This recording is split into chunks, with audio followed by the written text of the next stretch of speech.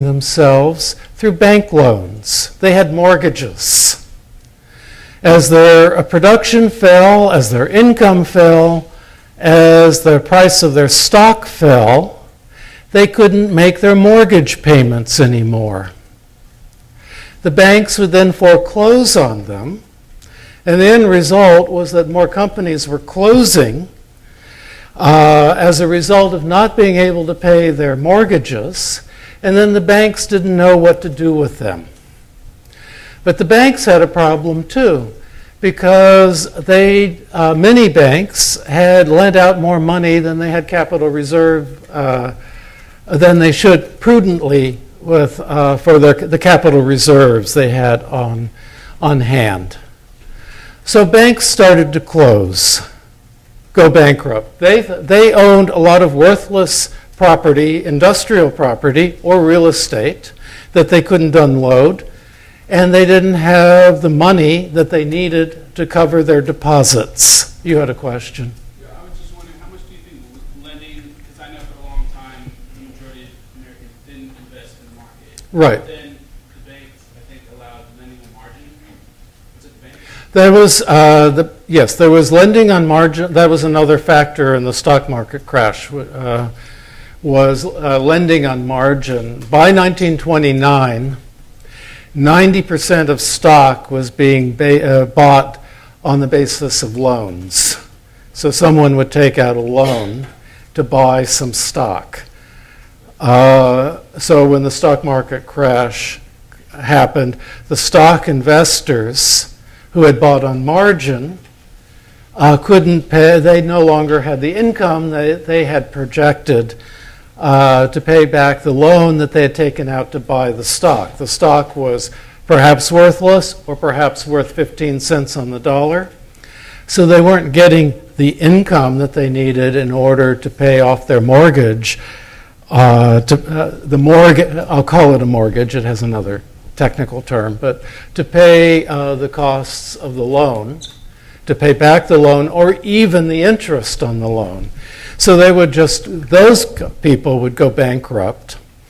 But then beyond that, there was another problem, which was many, especially smaller and medium-sized industrial companies, had capitalized their operations using bank loans rather than stock market, the sale of stock on the stock exchange. Many companies did a combination of both. But the thing with if somebody buys your stock and the value of your company goes down, what they've owned has gone down as well. The company doesn't owe the provider of capital anything. They've both shared in a loss, just as they had hoped to share in the gain.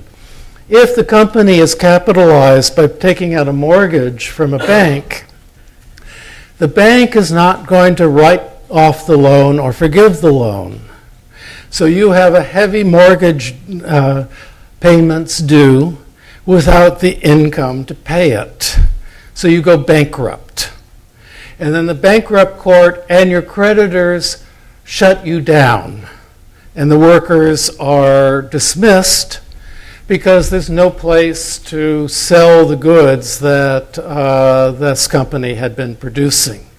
They might have continued to keep in business if they had not taken out loans, if they had just been capitalized through stock purchases. But there's reasons the stock market became more choosy about who they would allow to trade on the stock market. So that's why I'm saying small and medium-sized businesses in particular found themselves increasingly locked out of the stock market in the 1920s, and so they went to the banks to get the loans they needed. Let's say you're a glass manufacturer in Akron, Ohio. Automobile sales are advancing. General Motors is sold on the New York Stock Exchange, and so General Motors can get all of its capital to expand its production from investors. But you own a medium-sized glass factory in Akron, Ohio. You apply to go on the stock exchange, but the stock exchange board says you're not big enough. But you've got all these contracts with General Motors and Ford and Chrysler. So you know that you've got a steady income projected for the future. So you can't get on the stock market, so you go to a bank, and the bank looks at your contracts and they say, of course, you've got a steady income. We'll lend you money at such and such amount of interest. You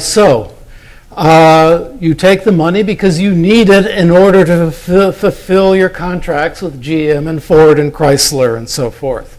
But then the stock market crash comes. People stop buying as many cars as they did. GM and Ford and Chrysler cancel your orders. But they don't have the mortgage, GM doesn't have the mortgage payments that you have as the owner of a medium-sized glass factory. So you go to your bank and you say, I can't pay it, and they say, tough. So you file for bankruptcy. So what's going to happen to your factory? Your factory is likely going to be closed down entirely, and the equipment sold off for salvage, basically, so your creditors can get as much money as they can. Part of the problem was, part of the fiscal crisis also involved deflation. Deflation is when the value of the dollar decreases. So in 1929, the deflation rate between 1929 and 1932 was 95%. That is, the dollar was worth in 1932, $1 was equal to 5 cents of 1928 money. Now, if you have a loan that's been taken out in 1928 dollars, that means that loan is actually 20 times bigger than in real money than it had been when you took it out.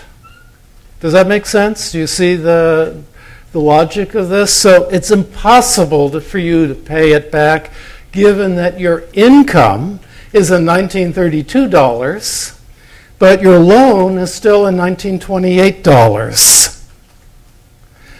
Now, if you're a working person, your wages have gone down, but in fact, the price of your basic necessities have gone down even more than your wages. So the people who were continued working, which is the large majority, 75% or more most of the time, actually have more money to spend than they had before. Now, you're holding on to your money, of course, because you're worried about what the long-term future is going to be. You could be spending things like, instead of buying a new car, you keep the money, because what happens if you buy the new car and then you lose your job? Because you never knew who was going to lose their job next, because you didn't know whether your employer had taken out one of these loans. You didn't know whether they'd be able to find customers, whether they'd be forced to close down. Then the banking crisis percolates throughout this period. It begins in 1931 as some banks who are overly exposed in terms of risky loans start closing their doors.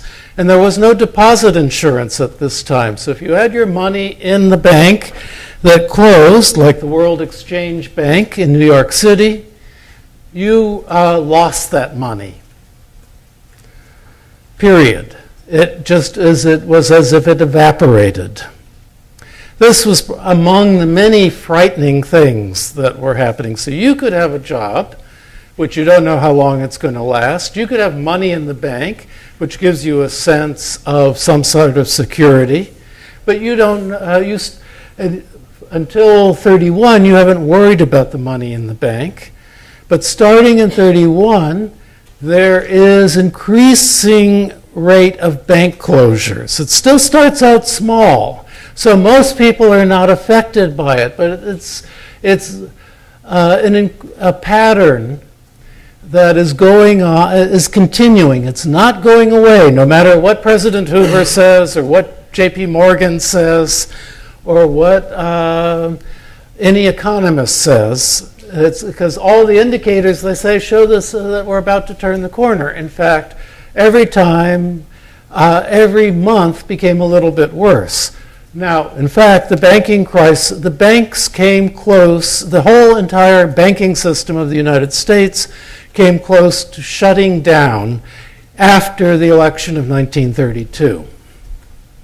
So FDR was already elected president, but he wasn't going to be inaugurated until March, because that was the period where there was like a 5-month wait or something. December, January, February, 4-month wait. Instead of a 2-month wait after the election. And Hoover felt he had been repudiated and powerless.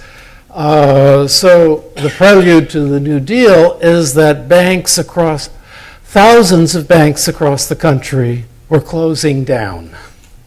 And people were losing their money or rushing to their banks to take out their money in time before the bank closed down. So you have the stock market decreasing, you have banks starting to shut, you have businesses beginning to close down, and it's not because there isn't plenty of wealth. The United States remained a wealthy country, but everybody who had money was holding onto it in any form they felt was secure. Now, initially it meant, okay, you're not going to invest in any businesses, because businesses are inherently insecure until we turn the crisis. So you stop investing in businesses. Then you start, I can't keep my money in the bank because banks are insecure. So you're going to keep it in your mattress, the classic image. And if you're a big company, you're not going to invest, you're not going to hire any more people. You're not going to you're going to continue your products to the limited degree that you have customers. You're just going to hold on to your assets until everyone figures out what's happening. The problem was the confusion, the fog. And in a foggy situation, the best thing to do is to hold tight, to put your money in the safest place and make sure that it doesn't go away.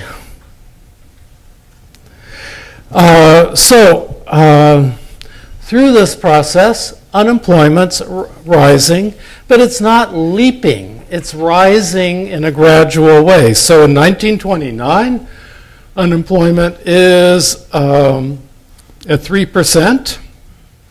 In 1930, it goes up to 8%. Now think about today's crisis. 8% was considered the absolute, it would be great if we could get below 8%. In 1930, unemployment never went over 8%. In 1931, however, it rose to 15%, gradually. And then in